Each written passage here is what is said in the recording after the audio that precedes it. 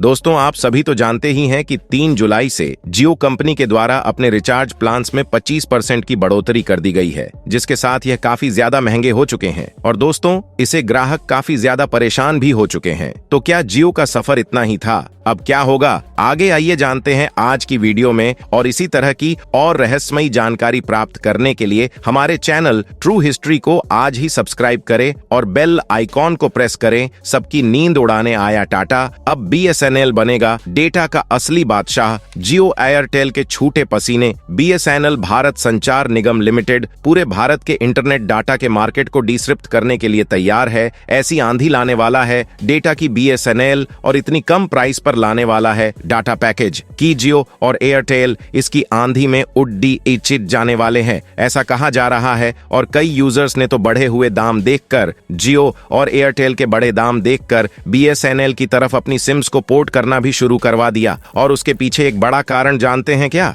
BSNL में हो चुकी है टाटा ग्रुप की एंट्री। स्ट्रैटेजिक कोलैबोरेशन किया गया दोस्तों। बीएसएनएल के द्वारा टाटा ग्रुप के साथ में 15,000 करोड़ की डील फाइनल की गई है 4G लॉन्च करने के लिए। इस वीडियो में हम समझेंगे कि कैसे टाटा बीएसएनएल को बना देने वाला है next Jio of India. BSNL की लेटेस्ट मूव अगर आप देखेंगे, जो दाम चलाया बीएसएनएल ने महज 249 रुपए में 249 के रिचार्ज प्लान में 45 दिनों की वैलिडिटी कौन देता है साहब आज की तारीख में? 2GB का डेली डाटा कौन देता है भाई साहब आज की तारीख में? 100 SMS per day unlimited free calling, वो सारी सुविधाएं जो पहले जियो दिया करता था, जो सुविधाएं जियो ने दे करके पूरे जो कस्टमर थे, पूरे मोबाइल यूजर्स को अपना गुलाम बना लिया। और जियो के देखा देखी एयरटेल भी उतरा, आइडिया भी उतरे, इन सब ने अपने मार्केट शेयर्स कब्जाए और इन सब ने पहले ताबड़तोड़ डेटा दिया, अच्छी खासी स्पीड दिया, अच्छा खासा कस्टमर सर्विस बेस दिया और उसके बाद अचानक से दाम बढ़ा दिए, मानो बहुत लूटा दिया। अब कमाने का टाइम आ गया और इसी मौके पर बीएसएनएल फिर से एक बार जो है उसके अंदर नया बीज अंकुरण हो रहा है उसका।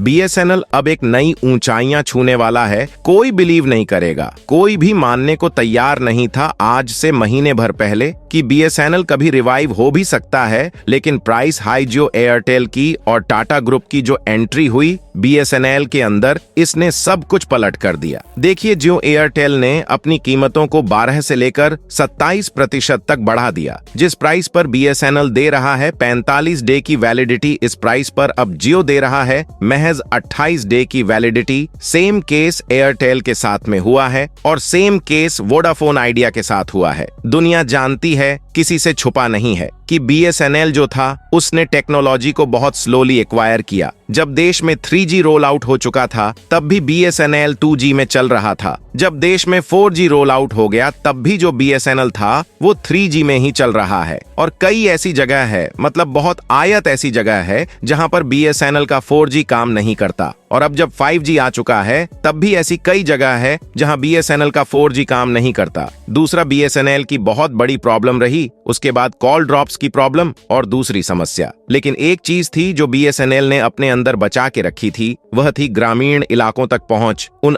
इलाकों तक पहुंच जहां किसान भाई रहते हैं, जहां समझ लीजिए भारत असली बसता है। देश के गांव, देश के कस्बे, जहां वह इनकम ग्रुप वाले लोग रहते हैं जो मोबाइल पर उतना खर्च नहीं करते, उनके पास में नेटफ्लिक्स का रिचार्ज करने के लिए हर महीने 1000 रुपए नहीं होते, उनके पास महंगे डाटा प्लान्स खरीदने के लिए इतने पैसे नहीं होते और उनका ये रहता है कि चल जाए कि किसी तरीके से फोन आता रहे, फोन जाता रहे। यह वह लोग अभी तक स्मार्टफोन नहीं यूज करते, अभी तक कीपैड फोन यूज करते हैं। देश का वह तबका जो मेहनत कश है, इन लोगों को टारगेट करने से हमेशा से बचें। अभी भी जब प्राइस हाई हुई तो जो शहरी लोग हैं जो ज्यादा डाटा इस्तेमाल करते हैं उनके लिए किया गया। इसीलिए हुआ क्या, क्योंकि वहां पर गैप था, वहां पर जियो एयरटेल वोडाफोन में इंटरेस्ट नहीं दिखाया। वहां तक अपनी पहुंच को, कनेक्टिविटी को पहुंचाने के लिए तो बैठा है बीएसएनएल और ये उसका सबसे बड़ा एडवांटेज है। बीएसएनएल देश के उन गांवों तक, उन रिमोट इलाकों तक पहुंचता है जहां तक जियो एयरटेल वोडाफोन की पहुंच नहीं है। ये उसके प्लस पॉइंट है। अब यहां पर टाटा के साथ क्या हुआ, जो यूजर बेस बना हुआ है सो बना हुआ है। दूसरा जो शहरी यूजर बेस है वो अब प्राइस हाई की वजह से देखिए हर जगह महंगाई बढ़ रही है यार। कहीं तो थोड़ी राहत मिलती, लेकिन अब इसकी भी महंगाई ज्यादा बढ़ गई है। ऐसे में अब बहुत से शहरी लोग होंगे जियो और एयरटेल वोडाफोन को ज्यादा इस्तेमाल करने से बचेंगे, कम वाले रिचार्ज पैक यूज करना शुरू करेंगे। फिर भी उनको काफी महंगा पड़ेगा, तो चांसेस हैं जो बीएसएनएल में चूज कर सकते हैं। और इसके पीछे कारण यह भी है कि बीएसएनएल ने यह तय किया है कि भारत भर में जितनी जल्दी हो सके विद इन 2024-25 पूरे देश भर में कम से कम 4G डेटा वाला 4G स्पीड वाला इंटरनेट डाटा प्रोवाइड करने वाला नेटवर्क रेडी करें। और आपको बता दे दोस्तों, अभी तक भारत में हर आदमी के पास में 5G फोन नहीं है। बहुत सारे मौजूद हैं उनके पास 5G कंपैटिबल फोन, उनके पास में अभी भी उन्होंने खरीदा नहीं है। तो ऐसी स्थिति में बहुत ज्यादा चांसेस हैं कि अगर 4G अच्छी स्पीड में दे दी और उन इलाकों तक दे दी जो कि गांव वाले इलाके हैं, तो मान के चलिए बीएसएनएल डाटा किंग बन जाएगा। और टाटा ग्रुप के साथ बीएसएनएल का क्या कोलैबोरेशन हुआ है, अब समझते हैं। देखिए, टाटा ग्रुप की मदद से बीएसएनएल लार्जर मार्केट शेयर को कैप्चर करना चाहता है। टाटा टेक्नोलॉजिकल एक्सपर्टीज, जो विशेषज्ञ हैं टाटा के टेक्नोलॉजी को विशेषज्ञ, वह मदद करेंगे बीएसएनएल के इंफ्रास्ट्रक्चर को एनहांस करने में, बढ़ाने में, प्रभावशाली बनाने में, बीएसएनएल की सर्विस की क्वालिटी को इंप्रूव करने की और बीएसएनएल की सर्विस के रीच, उसकी पहुंच को और बढ़ाने के लिए क्या क्या काम करने वाला है टाटा बीएसएनएल के लिए। इंप्रूव नेटवर्क कवरेज, टाटा का एडवांस्ड नेटवर्क इंफ्रास्ट्रक्चर जो रहेगा वह बोला जा रहा है कि बीएसएनएल की कवरेज को बढ़ा देगा। उसकी जो सेमी अर्बन एरियाज है, यानी कि ग्रामीण और थोड़े से सेमी ग्रामीण आधे जो शहरी इलाके हैं या पूर्ण रूप से जहां शहरी है, उन इलाकों में बीएसएनएल के कवरेज, इंप्रूव नेटवर्क कवरेज यहां पकड़ लीजिए।